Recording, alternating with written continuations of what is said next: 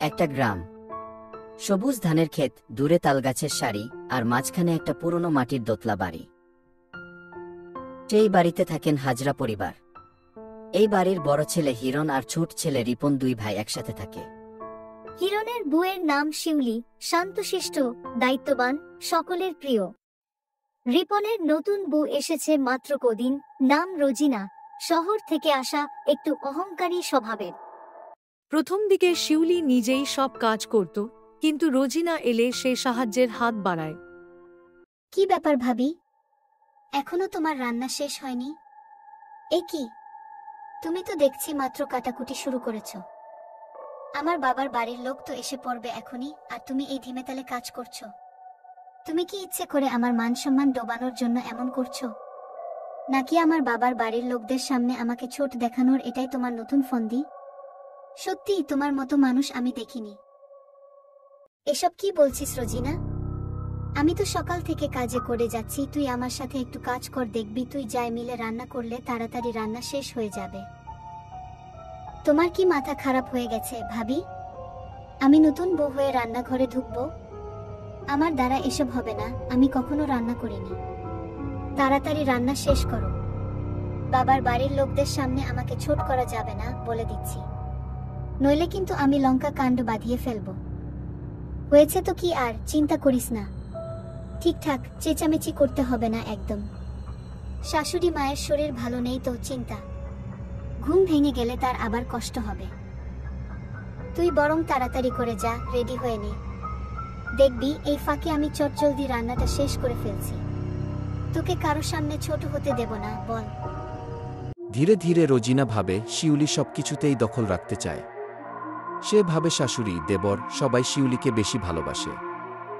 এ বাড়িতে ভাবিকে কি যে ভালোবাসে সবাই, কি সম্মান! ওর কাজকর্মেই নাকি সবার মন জয় করে নিচ্ছে। আর আমি তো আর কাজ করে কারো মন জয় করতে পারবো না। আমাকে অন্য একটা বুদ্ধি বের করতেই হবে। ভাবিকে সবার সামনে ছোট করে নিজেকেই বড় করতে হবে। দেখি কি করা যায়।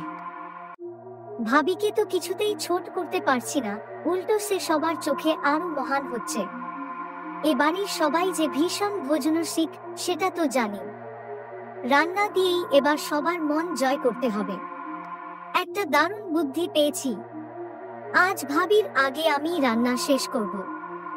সবাই আমার রান্নার প্রশংসা করবে, আর এভাবেই ভাবিকে সবার সামনে ছোট করা যাবে। দেখেছো বাবা, আমি তো তোমাকে আগেই বলেছিলাম মাকে কিছুতেই বাইরে যাওয়ার জন্য রাজি করাতে পারবে না। দেখো, মা আবারও কাজ করার জন্য রান্নাঘরে চলে গেল। আমার কি একটু মাঝে মাঝে বাইরে যেতে ইচ্ছে করে না? আইসক্রিম খেতে বা একটু ঘুরে আসতে, কিন্তু আমার কোনো ইচ্ছাই পূরণ হয় না। ইস, ছেলেটার যন্ত্রণা, আজকে কাজের অনেক দেরি হয়ে গেছে, রান্না করব কখন, সবাইকে খেতে দিব কখন, এদিকে মারও শরীরটা ভালো না, তাড়াতাড়ি করে যে রান্না করি। আজকে দেখি ছোট রান্নাঘরে আমি ভুল দেখছি না তো, এত বড় মাছ কাটছে কিরে ছোট, আর দেখে রান্নাঘরে তুই নিজে মাছ কাটছিস। যাক, আমার দেরি দেখে তুই রান্না করে চলে এসেছিস, বেশ ভালো করেছিস। আমি তাড়াতাড়ি করে মাছটা কেটে রান্না করে ফেলি, তা না হলে আবার অনেক দেরি হয়ে যাবে, সবার নিজের মধ্যে ক্ষুধা পেয়ে গিয়েছে। ভাবিকে কি দারুণ বুদ্ধি খাটিয়ে রান্নাঘর থেকে সরালাম জানেন। বেচারি টেরই পাবে না যে এটা ওকে ছোট করে আমাকে বড় করার চাল। আজকে এত মন দিয়ে রান্নাটা করছি যেন সবাই খেয়ে আমারই প্রশংসা করে। ভাবি তো বুঝবেই না আসল খেলাটা কি। আজকের সব রান্না কিন্তু আমি একা হাতে করেছি, ভাবিকে একটু রান্না করতে দিইনি। আমার তো দেখেই লোভ লাগছে, মনে হচ্ছে অনেক স্বাদের হবে। নতুন রাঁধুনি হিসেবে কেমন হলো তাড়াতাড়ি খেয়ে বলুন না মা। আপনাদের মতামত আমার জন্য খুব জরুরি। ছোট বৌমা, এগুলো কি রান্না করেছো? সব রান্নার মধ্যে লবণের জায়গায় চিনি দিয়ে রেখেছো। যে কাজ পারো না সেটা করতে যাও কেন? বড় বউকে দেখে শিখতে পারোনি? খিদে পেট চুচু করছে, এখন এতগুলো মানুষ কি খাবো? বড় বউ, তাড়াতাড়ি কিছু একটা খেতে দাও। ইস, সারাদিন ধরে এত কষ্ট করে রান্নাগুলো করলাম, আমি কি বোকা, লবণটা একটু চেখেও দেখলাম না। সব রান্নায় চিনি দিয়ে দিলাম। ভাবিকে ছোট করতে গিয়ে উল্টো নিজেই সবার কাছে ছোট হয়ে গেলাম। ধুর, মনে হয় আমাকে দিয়ে কিছুই হবে না। কি যে করি, এমন ভুল বারবার কেন হয়? একদিন শাশুড়ি মা অসুস্থ হয়ে পড়েন। তখন রোজিনা দৌড়ে ওষুধ আনতে যায়। শিউলি পাশে বসে পা টিপে দেয়, ঠান্ডা জল গামছায় ভিজিয়ে মাথায় রাখে। মা ভয় পেও না, আমরা আছি। রোজিনা দরজা থেকে দেখে শিউলির চোখে শুধু ভালোবাসা। আমার মন বলছিল ভাবি বুঝি কেমন মানুষ। শুধু শুধু এতদিন আপনাকে ভুল বুঝেছি, আপনার প্রতিটি কাজকে ভুল চোখে দেখেছি, যা ছিল আমারই ভুল। কিন্তু এখন বুঝতে পারছি আপনার মতো ভালো মানুষ আর হয় না। আমার এই ভুল ধারণার জন্য ভীষণ অনুশোচনা হচ্ছে। আমি দ্রুত আপনার কাছে ক্ষমা চেয়ে নিতে চাই ভাবি। ছোট, তোকে অনেক ধন্যবাদ রে বোন। তুই যদি সময় মতো আমার জন্য ওষুধটা না আনতি, তাহলে আজকে কি যে হতো ভাবতেই আমার শিউরে উঠছে। তুই সত্যি আজকে অনেক মহান কাজ করেছিস। তোর এই সাহায্য আমি কোনোদিন ভুলব না। তোকে অনেক ভালোবাসি রে ছোট। ভাবি, আমি সত্যিই অনুতপ্ত। এতদিন শুধু শুধু তোমাকে ভুল বুঝেছি, সবার কাছে ছোট করার চেষ্টা করেছি, অকারণে কত ঝামেলা করেছি তোমার সাথে। আমার ব্যবহার খুব খারাপ ছিল।